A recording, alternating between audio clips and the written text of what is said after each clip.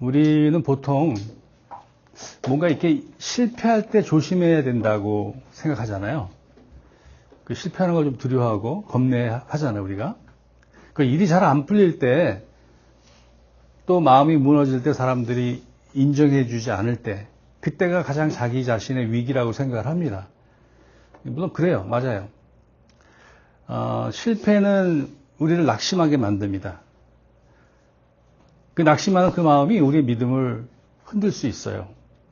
그런데 오늘 본문은 우리에게 더 무서운 사실을 보여줍니다. 사람은 실패보다 성공 후에 더 쉽게 무너진다는 거예요. 우리 첫 절에 보니까 그때라고 그랬죠. 그때 이스라엘 사람들이, 그때가 어느 때냐면 기드온이 하나님의 부르심을 받아서 병사들을 일으키고 자기들을 7년 동안 못 살게 굴었던 그 미디안 족속을 완전히 몰아냅니다. 승리를 거둡니다. 어떻게? 여호와 하나님께서 함께 하셨기 때문에. 그런데 성공했어요. 성공을 거두었습니다. 우리가 힘들고 실패하다고 느껴질 때 그때 우리는 하나님을 찾아요. 그리고 우리는 문제가 생기면 기도합니다. 앞이 보이지 않으면 우리 하나님께 무릎 꿇고 기도합니다. 그런데 일이 잘 되면 어떻습니까? 기도가 줄기 시작해요. 하나님보다 내 경험을 더 믿기 시작한다는 거예요. 그러니까 하나님이 하셨다라는 말은 입으로는 합니다. 그런데 마음속 깊은 곳에서는 그래도 내가 좀 잘했지. 내가 누군데. 나야 나. 이런 생각을 하게 됩니다. 오늘 기드온이 그랬어요. 기드온이 어땠습니까? 지난주에 우리가 숨어 있었잖아요. 그 미디안에게 들키고 그 곡식을 빼앗길까 봐 숨어서 타작을 하던 그런 아주 그 겁이 많았던 사람이에요. 나는 못합니다 라고 말했던 사람이잖아요. 그런데 하나님이 그와 함께 하셔서 말씀드렸지만 적 미디안을 무너뜨리셨어요. 6장, 7장 이렇게 우리가 지금 오늘 8장인데 6장, 7장을 읽어보면 오직 겨우 300명 정도의 병사를 가지고 그 미디안을 물리칩니다. 그런데 그 놀라운 승리 뒤에 기드온이 무너졌어요. 전쟁에서는 이겼는데 자기 마음과의 싸움에서 무너졌어요. 오늘 제목이 뭡니까? 승리 후에 무너진 사람이라는 이잖아요.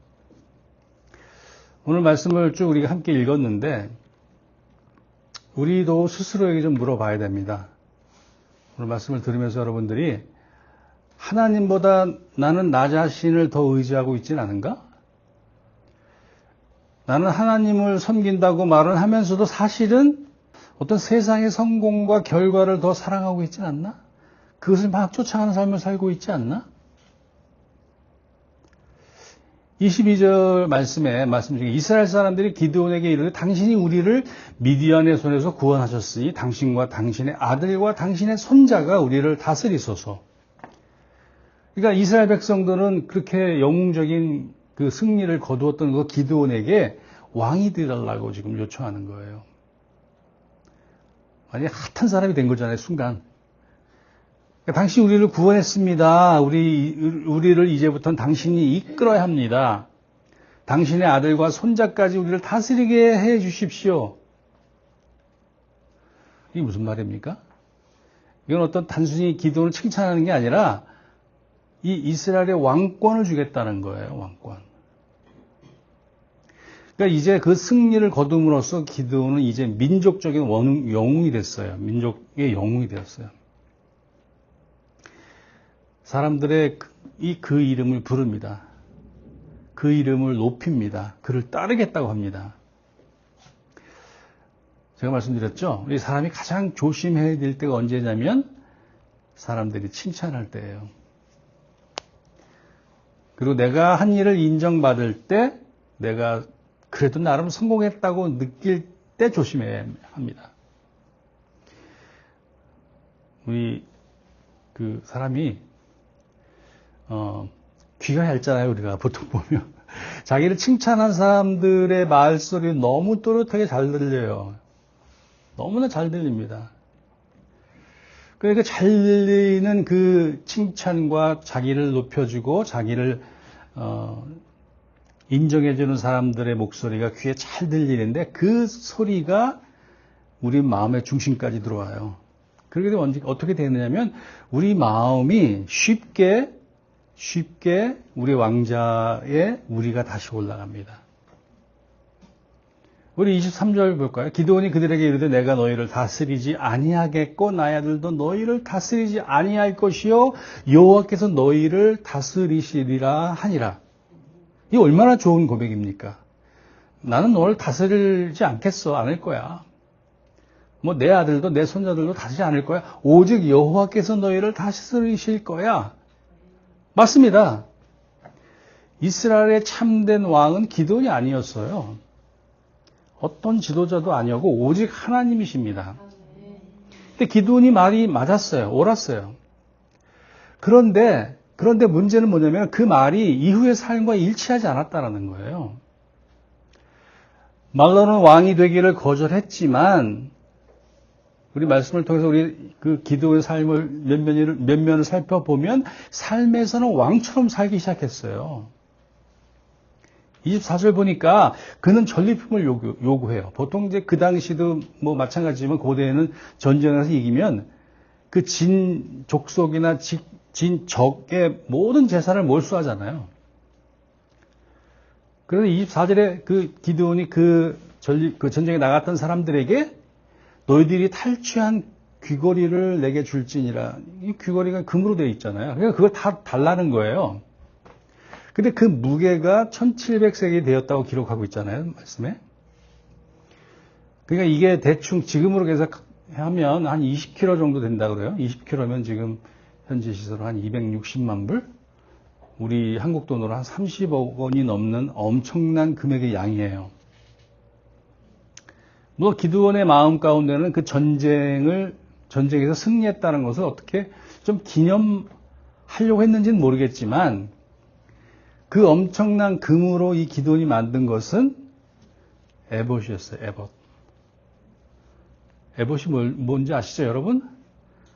제가 사진을 한 장 준비했는데 이게 뭐냐면 이스라엘의 제사장들이 제사 지낼 때 성막에 들어가서 입는 옷이에요.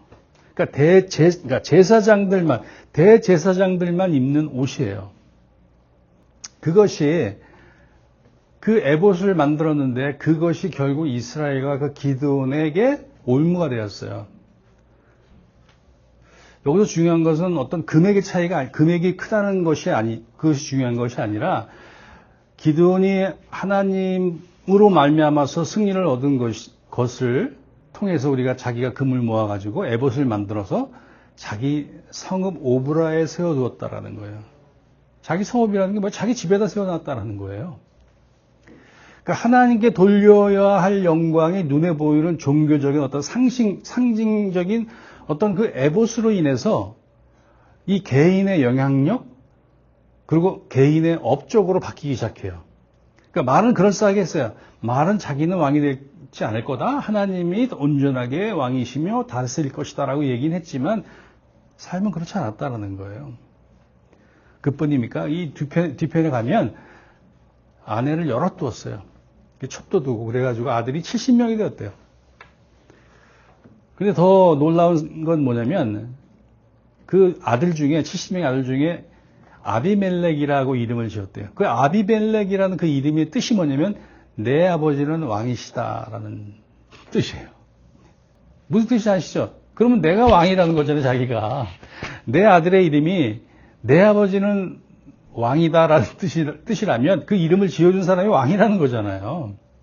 지금 이 기드온이 누가 왕이라고 그러는 거예요?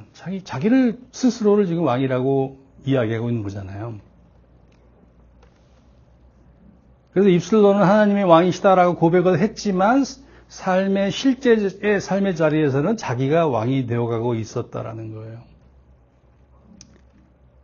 27절에 보니까 기드온이 그 금으로 에봇 하나를 만들어서 자기의 성읍 오브라에 두었더니 온 이스라엘이 그것을 음란하듯 위함으로 그것이 기드온과 그의 집에 올무가 되었느니라. 그 에봇을 만들어 자기 집에 놓으니까 사람들이 하나님을 섬기기보다 그 에봇을 섬겼다라는 거예요.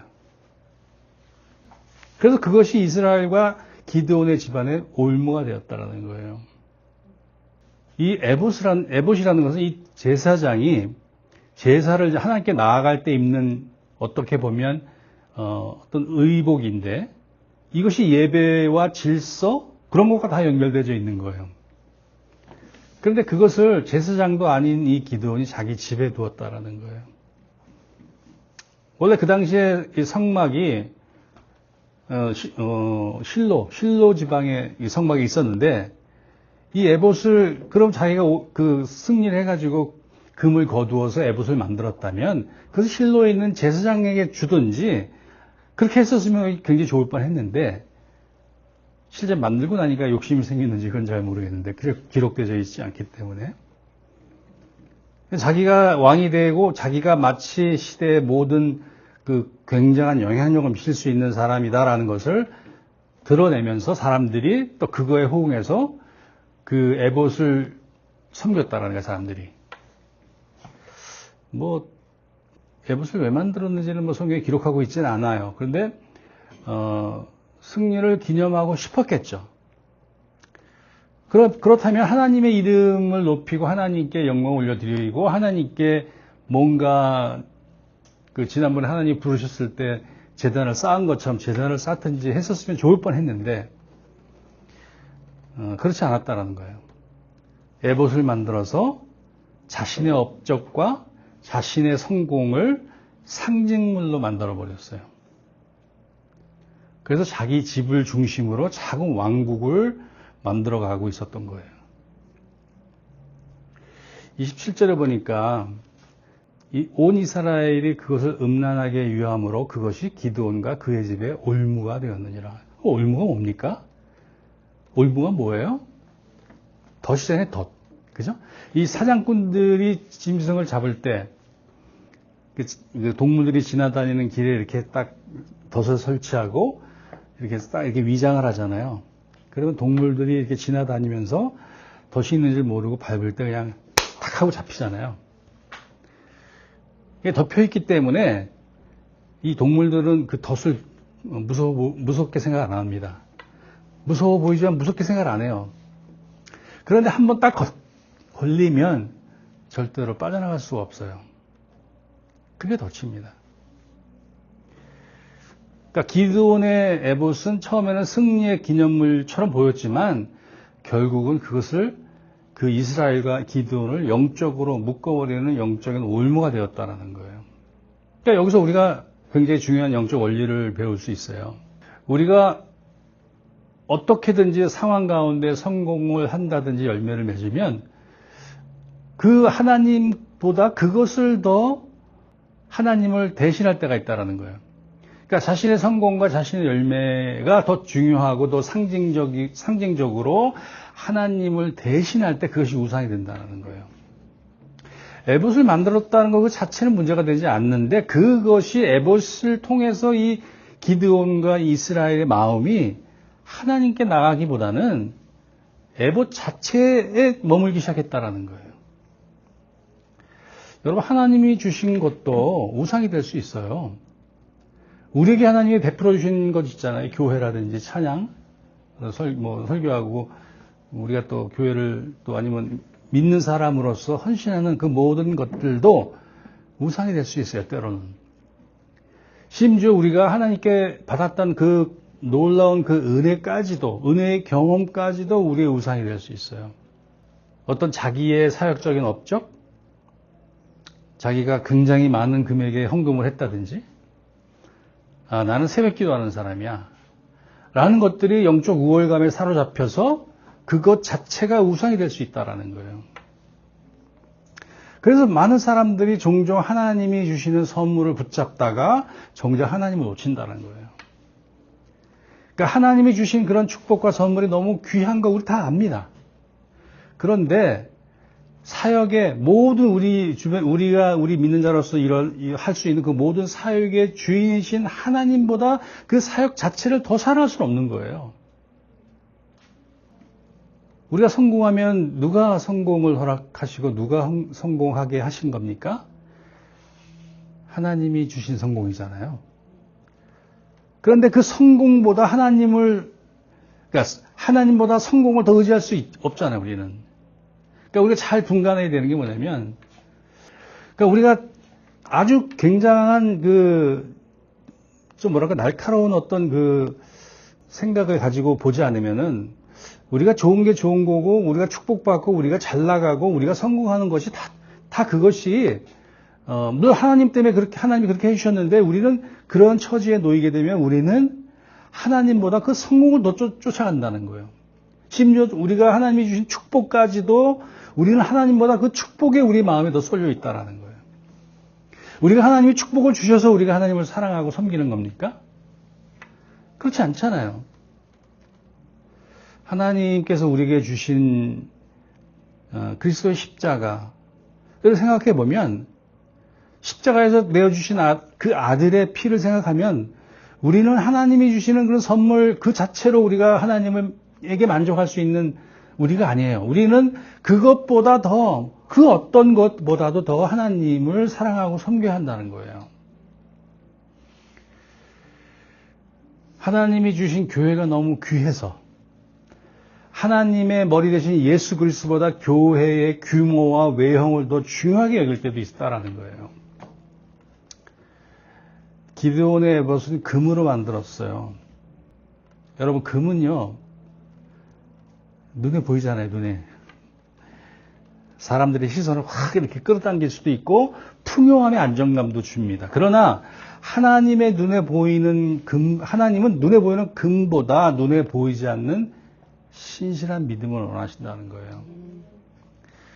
그래서 사람들은 결과를 붙들고, 눈에 보이는 걸 붙들기 때문에, 결과를 붙들고 숫자를 붙들고 명성을 붙들고 경력을 붙듭니다. 이 사람들은. 그리고 박수를 붙들어요. 그러니까 믿음은 눈에 보이는 결과가 아니라 보이지 않는 하나님을 붙드는 거예요. 우리들의 에봇은 무엇입니까? 우리들도 에봇 하나는 다 갖고 있잖아요. 이것만 있으면 나는 괜찮아. 난 이것 정도면, 난 이것 정도 가지고 있으면 나는 정말 괜찮다고 생각할 수 있어. 뭐 그런 것이 여러분 각자가 다 다를 수 있어요. 경험, 성공, 심지어 자녀라든지 재산, 건강, 이런 거 다 될 수 있습니다. 근데 그런 선물, 하나님의 선물과 은혜가 나쁜 게 아니에요. 귀한 선물입니다. 그런데 어느 순간 우리를 하나님보다 그것을 더 의지하게 된다는 거예요. 그것을 잃어버리면 하나님을 그 어떤 것보다도 더 사랑하고 섬기는 것 그 자체를 잃어버리면 우리 삶 전체가 무너집니다. 그것들을 우리가 붙든다면 우리는 이미 우리 마음 안에 에봇이 있다는 증거예요. 여러분 보면 마지막은 더 슬픕니다. 32절 보니까 요아스의 아들 기드온이 나이가 많아 요아스의 아들 기드온이 나이가 많아 죽어 자기의 조상 요아스의 묘실에 장사되었더라. 시대의 영웅도 다 죽습니다. 이 땅에 어떤 사람도 죽음을 피해갈 수 없듯이 그 시대에 아무리 출중한 영웅이라도 결국 죽습니다. 근데 33절, 34절을 보면 더 슬프고 더 좌절되는 말씀이 있어요. 기드온이 이미 죽음에 이스라엘 자손이 돌아서서 바알들을 따라 음행하였으며 또 바알 브릿을 자기들의 신으로 삼고 이스라엘 자손이 주의 모든 원수들의 손에서 자기들을 건져내신 여호와 자기들의 하나님을 기억하지 아니했다. 누가 자기들에게 평안을 주었습니까? 누가 자기들에게 평화를 주었습니까? 하나님이 하셨잖아요. 그런데 자기들을 7년 동안 괴롭혀왔던 그 미디안을 무찌르셨잖아요. 하나님께서. 기드온을 통해서.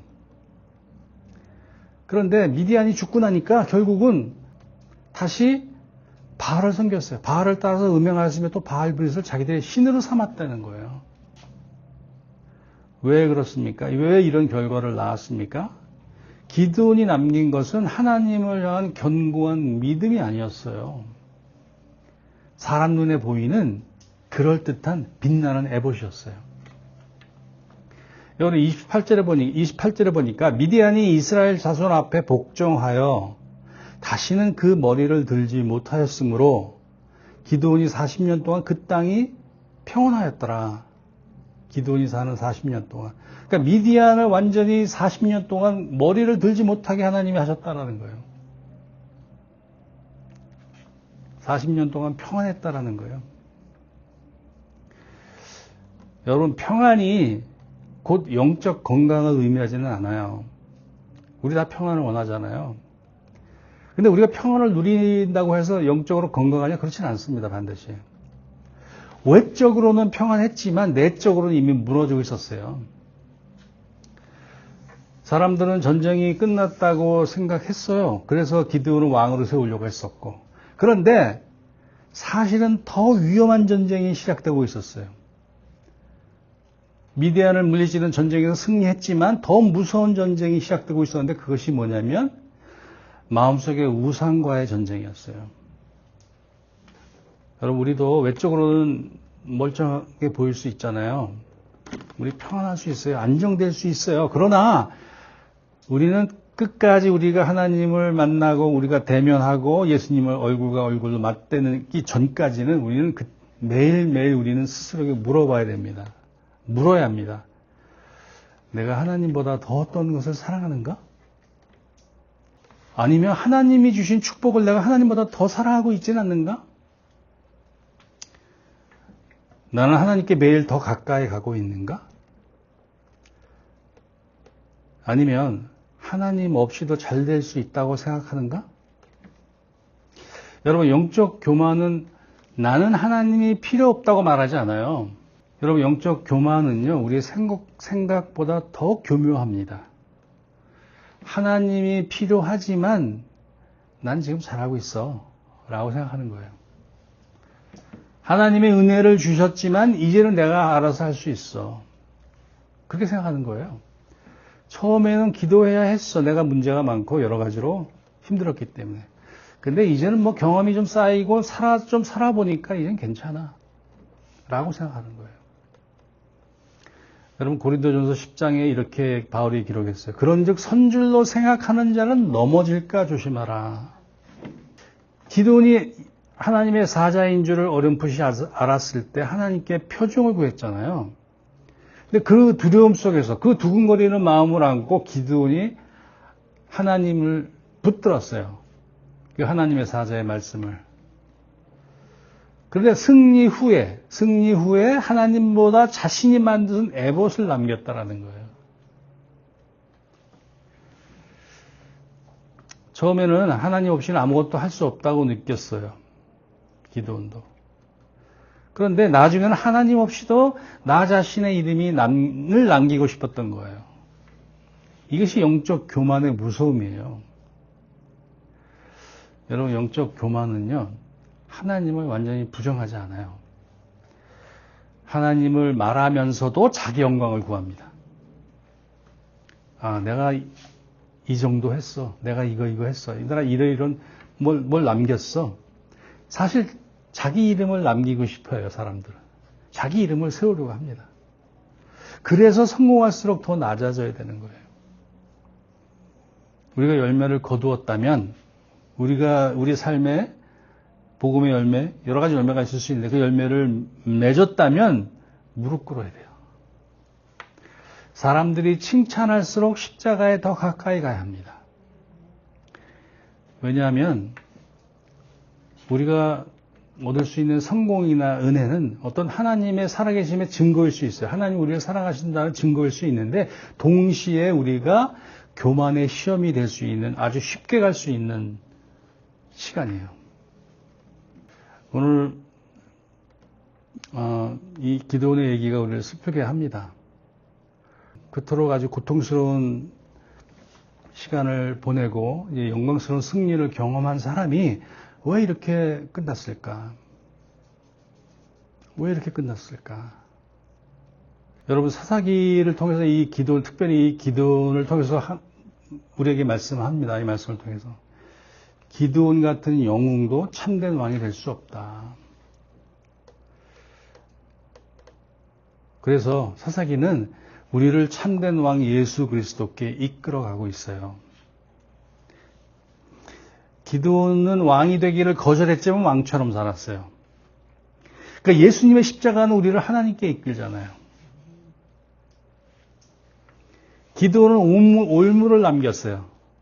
이스라엘 민족과 자기 집안에.